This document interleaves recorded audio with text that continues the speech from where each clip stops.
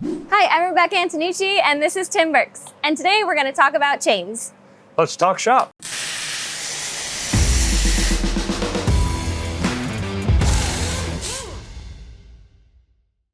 All right, Tim, winter's coming up. I know chains are important to have on our trucks. So first of all, where do I get chains from? So great question. Number one, you can get your chains at any facility from Texas all the way over. We all have snow chains. Perfect. How many chains do I need to get? Well, the chain laws differ from different state to state, but you definitely want to have 6 sets. So that would be 3 bags. The chains come 2 in a bag, and that's to make sure that you can have the maximum. Some states require minimum chain requirements, other states require maximum, and maximum will be 6 sets. Perfect. If I need to chain up, how would I learn how to chain up?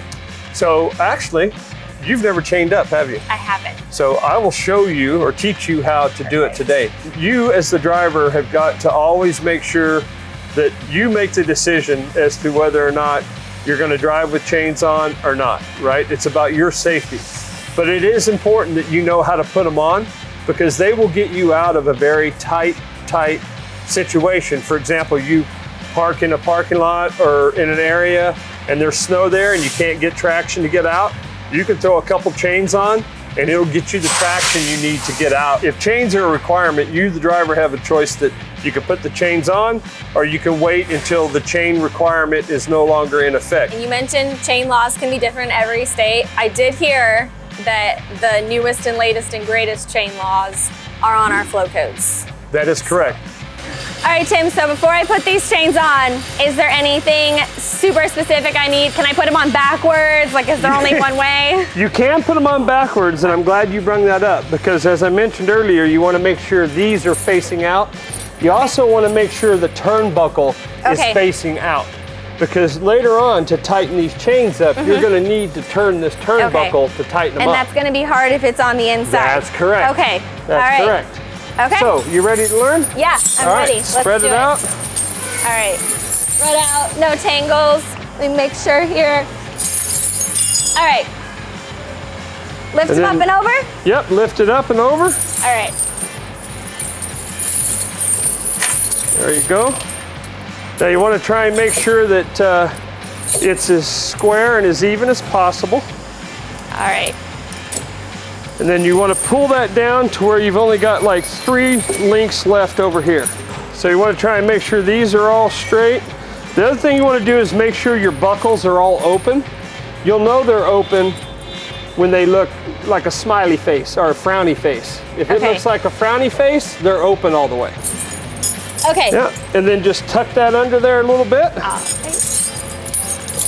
Okay.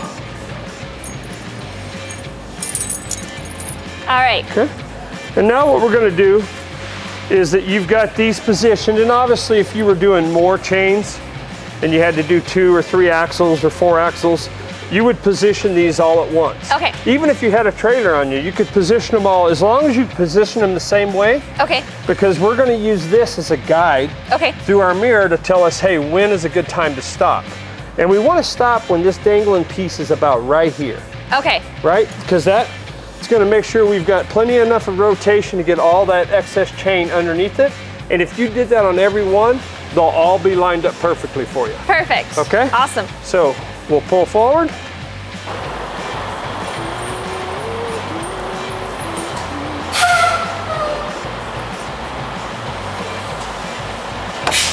All right, so now we hook them together. Yep, and you always want to start with the inside one. Okay. So that inside one should just be a hook. All right, got it. And you want to get that up as high as you can onto that one. All right. So as tight as you can get it. And if you need to pull a little chain down, you can. Now we're going to grab the funny little hook here. All right. And you're going to do the same thing with this one. Okay. Except for on this one, when you put it through, just know that this is going to pull back. Okay. And eventually that is going to lock into here. Okay. So you want to get it as high as you can get it. Up the highest again. You're going to run it all the way through. Bring that all the way down and lock it in to that other one. You got it? Yes. Okay. So now you've got that done, and you'll notice that this chain right now, it's pretty tight, right? But we're gonna make it a little bit tighter. Okay. And so now what you're gonna do is you're gonna take this, Okay. they call it the chain wrench, All right. and you're gonna put it in here, Okay.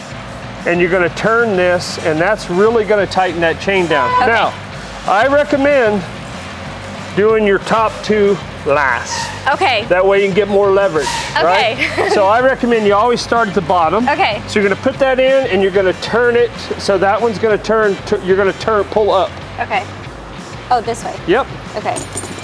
And you're gonna turn it all the way until it locks in. It will lock. You come do this one else here. Watch.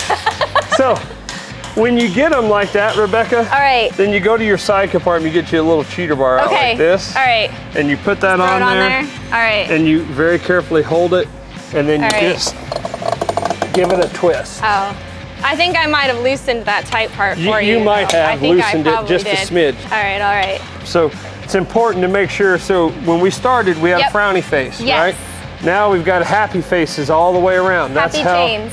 That's how we know that they're in there and they're tight. Perfect. The last thing that a lot of drivers will do, sometimes they'll just give them a little tap Okay. just to make sure that they're all the way down. But you'll notice how tight this chain is now. Yeah. Okay? Not moving. Yep. Well, All there's right. one more thing that we want to do. Bungee Okay? cords? We want to take bungee cords, right? And you want to bungee cord these so that however we hook these up, they're designed to keep everything nice and tight, Okay. especially these binders, Okay. right? So we turned it, when we were doing these binders, we turned them this way, right? Okay. So ideally, we want to make sure that the tension and stuff that we have, we keep on this side or this side, just don't hook it to the binder. Okay. So you want to take one chain, hook it here. Oh, hooks out. Hook out. Always hook out. There you go. And then you're That gonna was the test, Tim. I was then you're seeing gonna if you pull it remembered. over here and get it into this one. Hook out. And that's how you put on a set of chains. Perfect. It wasn't hard. Too hard. I'm glad I didn't wait till there was 3 feet of snow for my first try Right. though, because it may have been a little harder there. Yep. They're not made to go fast on. right. Right? Good traction. Like I said, don't go over 20. You'll be fine. All right, perfect. Okay. Well, thank you for teaching me, Tim. I feel like I'm Yep. almost a pro now.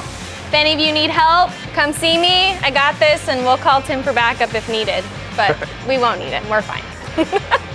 Thanks so much for watching, guys. Stay safe out there this winter. Appreciate you guys. Thank you so much.